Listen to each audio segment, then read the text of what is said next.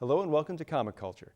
I'm Terrence Dollard, a professor in the Department of Mass Communication at the University of North Carolina at Pembroke. My guest today is artist Mike DeCarlo. Mike, welcome to Comic Culture. Pleasure to be here, Terrence. Pleasure to be here. Mike, you are best known for your work working for the big two, DC and Marvel, on books like Booster Gold, New Teen Titans, and on Batman, on the famous Death in the Family run, doing inks over Jim Aparo. So when you are given an assignment over some artists, some heavy-hitting artists like a George Perez or a Dan Jurgens or a Jim Aparo, how do you sort of approach those pencils and still make sure that you get, to feel like you're putting your stamp on things? Well, I was trained by Dick Giordano, whose name should be pretty well known. He was Inker of the Year several times. He was a managing editor at DC, and I was his pupil. I studied under him for about 18 months from the summer of '79 to just after the new year of 1981. So Dick was a master at making somebody's pencils look good without overpowering or having his imprimatur on it. And that's what he tried to show me how to do. Leave some of your knowledge, your input, your training, but don't make the pencils yours. They're not yours, just enhance them. So that is what that master of the inks taught me as a young fellow back then. And when you get a book like New Teen Titans at the height of the run, you're working with George Perez, you're working on the now famous Judas contract. Is it difficult for you as somebody who's getting their foot in the door in the industry to kind of step into such a high-profile title? Well, back then, you were thrown in the water, and it was up to you to swim or sink. And yeah, I was just a fellow in his early 20s back then, early to mid 20s at the most. What is not known is a lot of that was breakdowns, was layouts from George. I had to fill in the missing pencil and trying to capture George's very intricate style and then do a good job inking it in a pretty limited amount of time because it was all heavy deadline stuff back then. So you either, you passed the crucible or you didn't, and they would find somebody who could. So there was a lot of pressure, but, when you're that age and you have in mind what you'd like your career to be, you simply buckle up and do it and don't complain. And that was life in the early to mid 80s in comics. You survived or you were cast aside. Very simple. George had this ability to put so much detail into every single page, and I feel for a lot of inkers it was a challenge to kind of get that all in. And like you say, there was a tight deadline. There were no gaps between a monthly book. So is there ever that temptation to maybe take the approach of Vinnie Coletta, who could look at a page and say, well, you know what, I can still have the same impact, but maybe take out some of the details so that I can, get the pages done in the time required? No, that time was past. Because number one, Jack Kirby almost never looked at the finished product. People don't know that. He was too busy thinking about the next book, the next theme, the next concept.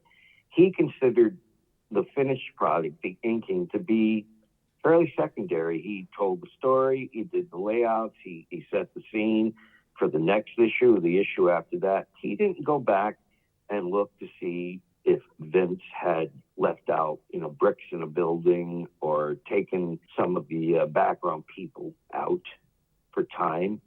He understood what the business was back in the 60s, and the 50s. It was to get the product out, make sure it was colored and printed and on the newsstand, get your 12 cents, and move on to the next issue.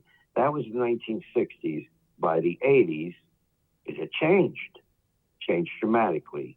Now it was not just about the theme, not just about moving the book forward, but highlighting the talents of very special people. They were just as important as the character, as the theme. I mean, George Perez and all those people, they had a following, and their name on a book meant extra pressure on the inkers and the colorists and everybody.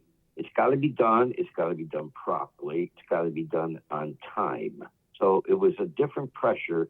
There were no Vinnie Colettas in the 80s. They were dispensed of rather quickly.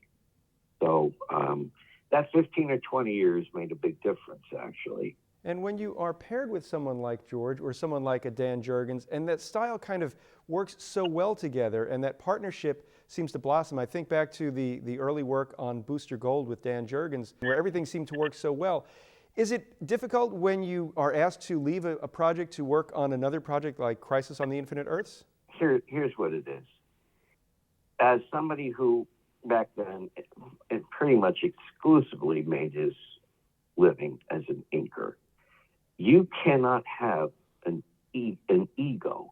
You cannot have an agenda. Now, I was very, very fundamentally trained as an artist. I knew how to draw. So if the perspective was off, the folds in the clothing were off, if the musculature was off, if the lighting wasn't right, on and on. The composition needed help. See, I knew how to do that stuff. I chose to be an inker because it was, quite honestly, a fairly successfully, I don't want to use the word easy, but a facile way to make an income. And to jump from Perez to Curt Swan to Dan Jurgens to Gil Kane to anybody was just a matter of me studying it, adjusting my thinking, and proceed with the fundamentals because they are also very good artists trained in fundamentals. So I was always on the same page. My decisions were for line weight, balance, whether something should be a little more graphic or a little more textured. Like if you were working on Mike Grell, you wanted to be more textured. If you're working on George, you wanted to make sure you were very attentive to detail. So a good inker had no ego, but he was very fundamentally sound. And that's what I prided myself on. And, I took all that fundamental art knowledge, and by the late 90s, I had moved on really away from inking. And nowadays, I pretty much don't ink anybody other than myself because I am a trained artist. I do lots of penciling now. I'm working on 2 graphic novels. I pretty much always just do my own penciling. But, that was a long time ago. I was a young fella. I started when I was 23, having my own work, my own inking credits. And, the 1980s were a great training ground for me. And I got to work with a bunch of really amazing talents and people. And make no mistake, I studied everything I inked.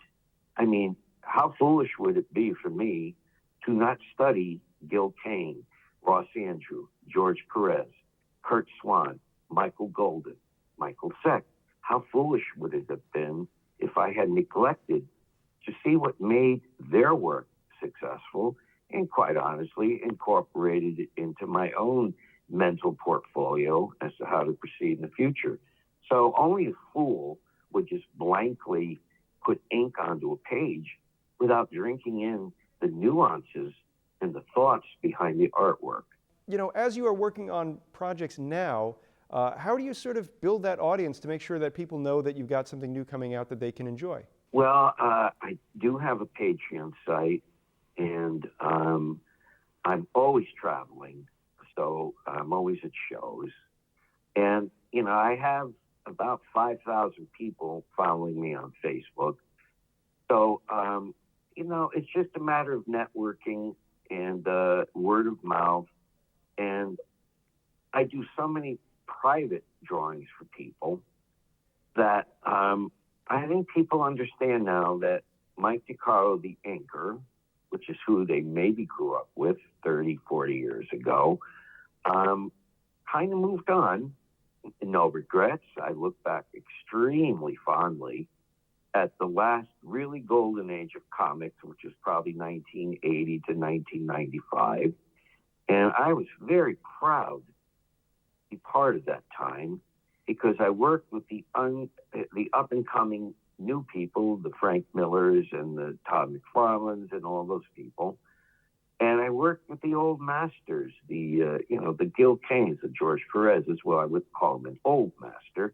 But, and got to meet and be friends with John Romita Sr. and Don Heck and Dick Ayers. And I got to meet Stan Lee and Jack Kirby and Steve Ditko. What a period of time that was. And I'm very, very grateful because it shaped me as a man growing older who had his own dreams. But my goodness, what a training ground. What a magnificent time for, as I say, a young fellow in his early 20s to go through that and to meet, oh my God, to meet some of these people, the Neil Adams, to sit and have lunch with Neil Adams or John Romita or Don Heck and talk to Jack Kirby and meet Stan Lee. It was heady. It was remarkable to sit with these people. And the Curt Swans, they were always so nice. They were such nice guys. They were so encouraging and surprisingly had very small egos. Now, as I got older into my 50s and now 60s, you get people who are in their 20s and 30s who want to make a fuss over you and what you've done. And see, I don't accept that just as those guys didn't. I'm there to encourage and to give any advice anybody needs. And who am I to have any ego? I mean, Jack Kirby had no ego. Who am I to have an ego? So I freely give out any advice, any encouragement, any proper roads to travel.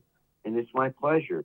It's the legacy that we all pass on, the baton we all pass on as artists to each other, which is how it should be. Before we started to record, we talked about some comics that I remember reading, and you said, yeah, that was 40 years ago, and that's kind of a long time, even though I don't like to think that I'm over 40, even though I am much older than 40. So when you look back at the changes in comics, and I guess the fact that it's not necessarily dominated by the big two, it's not necessarily dominated by capes and tight characters anymore, and it's also not dominated by the traditional tools. So in your career, have you sort of moved on to perhaps a digital platform, or are you still using the traditional pencil, brush, and pen?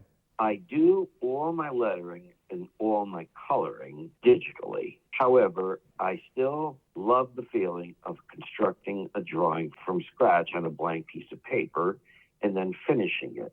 And then at that point, I will scan it with very high DPI. And then I will finish the artwork from there. And that way I always have it saved as a file, and I can send it anywhere in the world. So, and that's what separates me at 65 from somebody who's 30, because I did it the old way. And there's less and less of us who can do it the old way.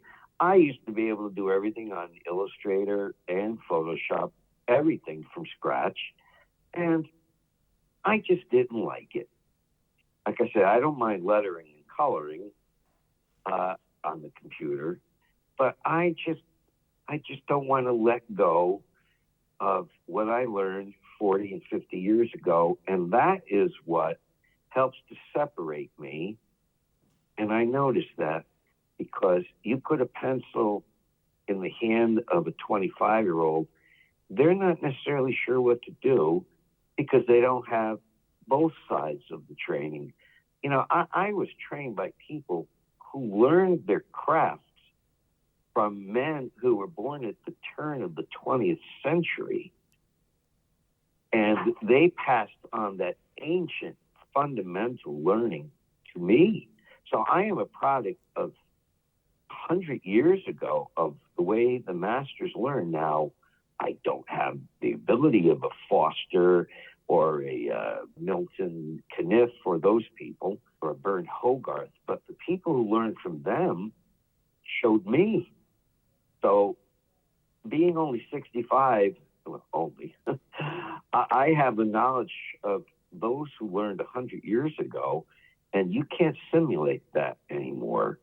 So I am, if you use the word dying breed, but there's less and less and less of us who are trained in that incredible training ground. It's fascinating because I've played a little bit with digital tools and Clip Studio Pro, trying to do some comic work. But there is something so satisfying about a sheet of paper, a pencil, and maybe a dip pen, turning that blank space into something without having the ability to undo something, or I'm going to hide that layer and then make another layer, or if I don't like it, you've got to kind of work with what you have. Is that something that you kind of enjoy about the process? Well, that's something I actually take pride in, because I don't, I was in Illustrator and Photoshop, and I know what it's like to be able to undo, edit this, that, filter. I could do all that, but yet that was a denial of all the hard work I had done, the studying, the books that I researched, the intense study of the masters. They didn't have those tools. They didn't have those crutches. Maybe that's why they were so damn good. And that's what always stuck with me. Yes, keep up with the times, learn how to be digital, learn how to exchange files. Of course, you can't remain a dinosaur. But I didn't want to let that go either. So I'd like to think I'm a nice amalgam of the ancient and the new. And you mentioned studying under Dick Giordano, who has, throughout his career, he had helped so many great artists, Bob Layton, Terry Austin among them. When you were learning from Dick, is this something where it's you learn by doing, like here's some pages and you're going to work on perhaps the backgrounds, or is this something where he's giving you something to just practice on this, and it doesn't have to get printed, but you can really try your hand and see what works and what doesn't? So the beauty of Dick was he was very avuncular. He was patient. And yet, when you made a mistake, he pointed all of them out, but he did it in a way that wasn't discouraging. Mike, that's not bad. Try this. Mike, you're on the right track, but research this.